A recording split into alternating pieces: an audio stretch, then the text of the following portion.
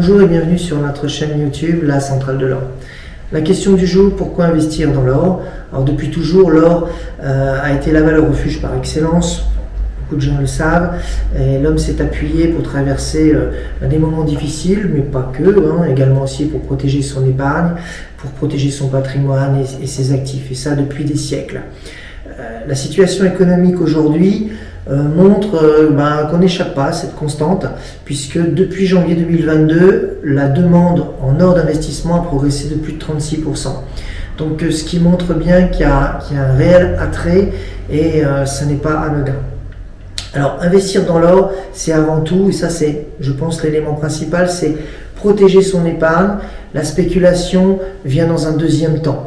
C'est vraiment protéger ses acquis pour éviter notamment tout ce qui est problème d'inflation, pour réduire un maximum les risques. Alors on va faire un point tout d'abord sur les différents placements les plus courants. On va commencer par la bourse par exemple avec le CAC 40 qui sont en baisse depuis janvier 2022 à moins 18,8%, avec une bourse qui chaque mois, chaque semaine s'étiole toujours un petit peu plus pour aller vers un crack boursier qu'on nous annonce depuis déjà un certain temps.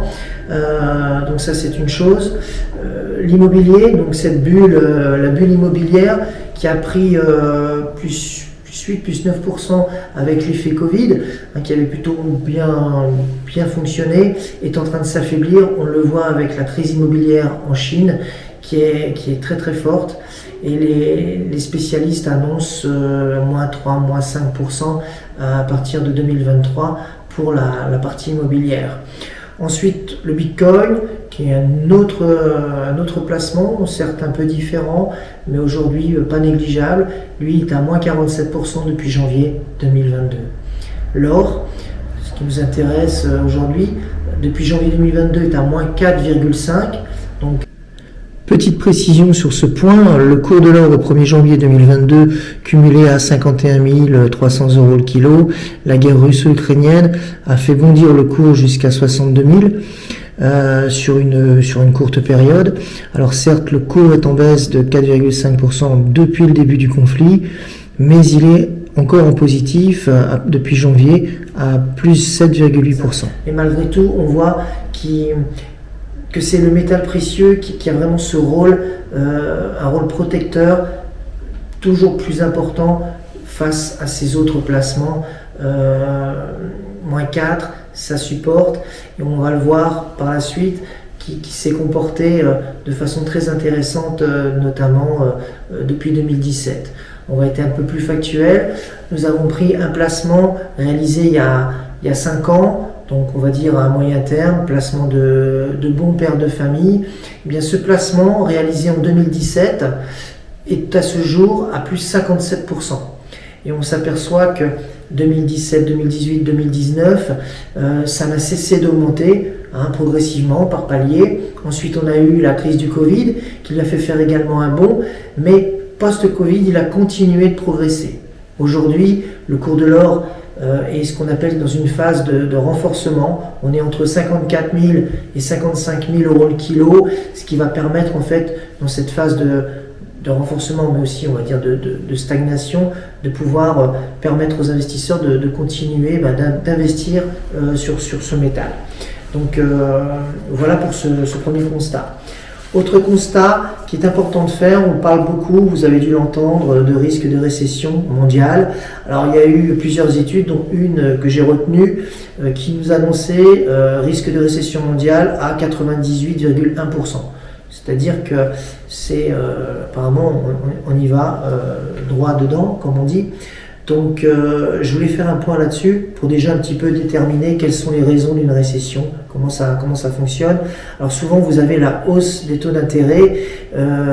Pour faire plus simple, ce qui va se passer en fait, c'est que l'argent est toujours plus difficile à trouver, et bien du coup ça crée aussi des hausses de taux d'intérêt. Difficulté d'approvisionnement, notamment pour l'industrie, où on va avoir des approvisionnements beaucoup plus compliqués, donc ça veut dire une production qui va être en baisse, et qui dit une production en baisse, manque de produits sur le marché, donc hausse des prix. On a également difficulté, et là on le voit essentiellement aux États-Unis, aussi en Europe, un problème pour accéder à la main-d'œuvre. Donc ça c'est assez récurrent depuis la fin du Covid notamment. Et on a aussi un quatrième risque qui est moins important, mais qui est réel et qui risque peut-être de s'amplifier, c'est le risque de décroissance citoyen. Ça veut dire en tout cas l'initiative du citoyen, c'est-à-dire par exemple les mouvements anti-consommation. Et là, on le voit de plus en plus. Chacun pourra se faire une opinion sur ce risque de récession ou pas, mais c'est important quand même de mettre ça un petit peu en exergue. Pour revenir à notre question du jour, qui était pourquoi investir dans l'or, je pense que c'est certainement l'un des investissements les plus judicieux à ce jour pour faire face aux crises boursières, pour faire face à la crise énergétique, pour faire face également aux augmentations des taux, la volatilité des crypto-monnaies, l'instabilité politique et aussi une dernière chose, le faible rendement des livrets qui sont loin de combler ce trou inflationniste. Donc voilà, pour conclure, je dirais que on est dans une situation certes compliquée, mais restons positifs. Il y a des solutions qui permettent de sécuriser son épargne. À vous maintenant de vous faire votre propre idée. On reste à votre disposition. J'espère que toutes ces informations vous seront utiles. Vous pouvez nous contacter. Il y a un numéro vert qui est à votre disposition. En attendant, restons informés, soyons vigilants. À très bientôt.